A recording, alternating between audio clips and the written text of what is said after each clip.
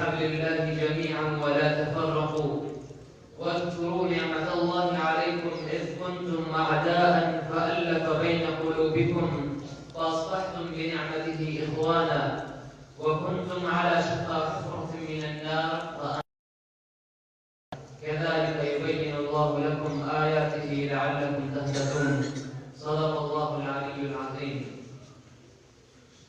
ایک ہو جائے تو بن سکتے ہیں خورشید مبین، ایک ہو جائے تو بن سکتے ہیں خورشید مبین، ورنہ ان بکھرے ہوئے تاروں سے کیا بات بنے. حضرات گرامی اور سامعین کرام، آج کے اس پرفتن و پرآشوب دور میں مسلمانوں کو تباہ و برباد، نیست و نابود کرنے کی سازشیں کی جا رہی ہے. عالمی پیمانے پر مسلمانوں کے خلاف تحریکیں چلائی جا رہی ہے. ہر ملک، ہر خطے میں مسلمانوں کے نشیمن کو اجاڑ کر نظر آتش کیا جا رہا ہے. مسلمانوں کی بہو بیٹیوں کی عصمت دری کی جا رہی ہے. مسلمانوں کی عصمت و تقدس کو پامال کیا جا رہا ہے. گویا کہ مسلمان ہر طریقے سے ظلم و بربریت کے شکنجے میں جکڑے ہوئے ہیں.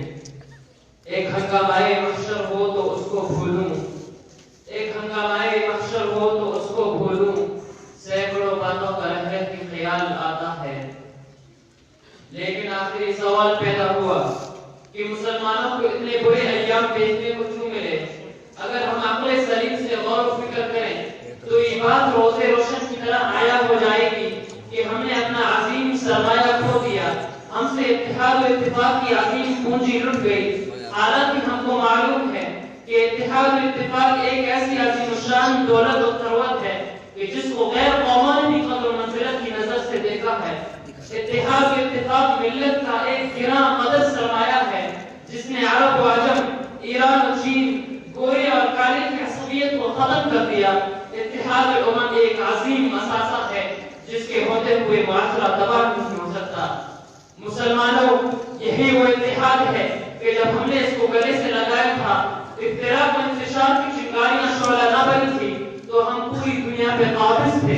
ہمارا ہلالی پرچم باب عروج پر تھا. مشرق تا مغرب، شمال تا جنوب ہماری حکمرانی تھی. صحرا و بیابان ہمارے زیر مملکت تھے. دریا و سمندر ہمارے زیر نگین تھے. چرند و پرند ہمارے تابع تھے. ہماری شان و شوکت قابل صد افتخار تھی. ہماری عظمت و رفعت قابل مبارکباد تھی. کفار و مشرکین ہمارے تذکر سن کر لرزہ برندم ہو جایا کرتے تھے. کسی شاعر نے اس کا نقشہ اس طرح کھینچا ہے: تھی کون سی جگہ پہ سایہ نہ تھا ہمارا، تھی کون سی جگہ پہ سایہ نہ تھا ہمارا، دونوں جہاں میں یاروں آباد تھے تو ہم تھے. تعمیر دو جہاں کی بنیاد تھے تو ہم تھے. تعمیر دو جہاں کی بنیاد تھے تو ہم تھے. دیکھا پرکھ کر آخر نظر پڑا یہ، گراں قدر تھے تو ہم تھے، ناقاب تھے تو ہم تھے.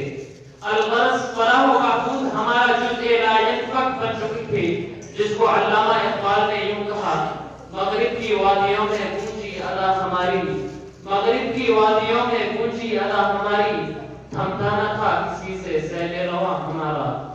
وما علینا الا البلاغ.